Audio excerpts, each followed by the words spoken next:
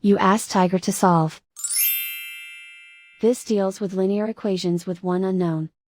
The final result is x equals 5. Let's solve it step by step. Group all x terms on the left side of the equation. Subtract x from both sides. Simplify the arithmetic.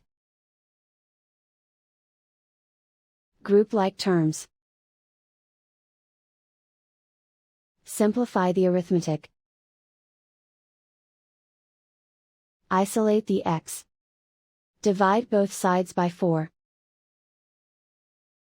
Simplify the fraction.